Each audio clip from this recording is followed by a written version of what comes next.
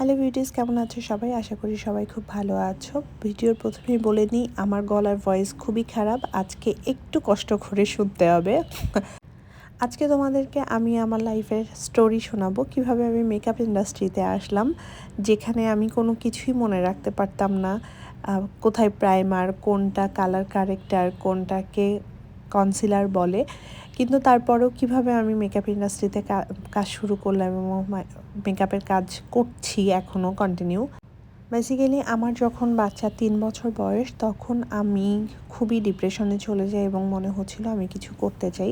তখন আমার হাজব্যান্ড আমাকে পরামর্শ দিল, তুমি তো মেকআপটা ভালোই করো, তুমি কেন না একটা ইউটিউব চ্যানেল খুলে নিচ্ছ না। যেই কথা সেই কাজ, তার কথা মতো আমি একটা ইউটিউব চ্যানেল খুলে নিলাম এবং কাজ করা শুরু করলাম। আস্তে আস্তে করে বুঝতে পারলাম যে আমি প্রফেশনাল মেকআপ আর্টিস্টদের মতো মেকআপ করতে পারছি না এবং আমার কাছে অনেক প্রোডাক্ট নেই। তো আমি যেটা ঠিক করলাম, আমি কিছু টাকা জোগাড় করলাম এবং শুরু করে দিলাম কিছু কোর্স করার। প্রথমের দিকে আমি খুব ছোট ছোট কিছু ওয়ান ডে কোর্স করেছিলাম। আস্তে আস্তে আমার নেশা বাড়তে থাকে মেকআপের প্রতি এবং তারপরে আমি ইন্টারন্যাশনাল কোর্সগুলো অ্যাটেন্ড করা শুরু করি এবং লাস্টে আমি সেলিনা মনিরের একটা কোর্স করে নিই। ওখানেই আমি অনেক প্রোডাক্ট একসাথে কিনে ফেলি এবং কিনে ফেলার পর আমার মেকআপের জার্নিটা শুরু করি। আর যেদিন থেকে আমি শুরু করি তার ঠিক 1 সপ্তাহ পরে, মানে আমার যখন কোর্সটা শেষ হয় তার 1 সপ্তাহ পর থেকেই আমি মিররের সাথে কাজ করা শুরু করি এবং এভাবেই আস্তে আস্তে আস্তে আস্তে আমার কাজের পরিধি বাড়ে, মানুষজন আমাকে চিনতে থাকে এবং আমি কাজ করা শুরু করি। যেহেতু আমি সেকেন্ডবারের মতো আবার একটা ছেলে বা বেবির মা হয়েছি, তো এখন আমার কাজ আমি আপাতত বন্ধ রেখেছি এবং যেহেতু আগে বাইরে কাজ করতাম, ইউটিউবে তেমন একটা সময় দিতে পারতাম না।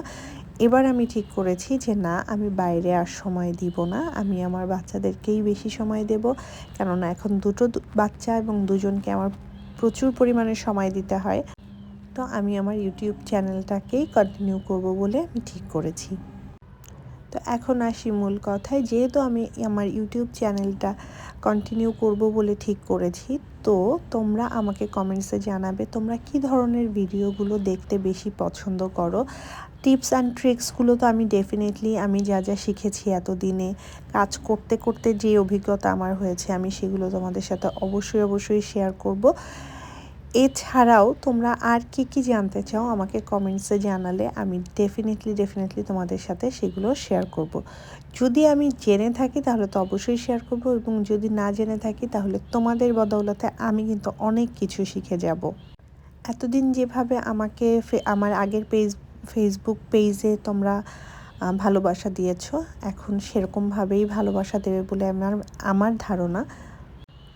আর যদি আমার ভিডিও তোমাদের ভালো লেগে থাকে তাহলে অবশ্যই কমেন্টস করবে, শেয়ার করবে এবং লাইক দিতে তো অবশ্যই ভুলবে না এবং আমাকে কমেন্টস করে জানাবে তোমরা কী ধরনের ভিডিওগুলো দেখতে চাচ্ছ, আই মেকআপ দেখতে চাচ্ছ, বেস মেকআপ কীভাবে দেখতে চাচ্ছ, আমি সব কিছু তোমাদের সাথে শেয়ার করার চেষ্টা করব।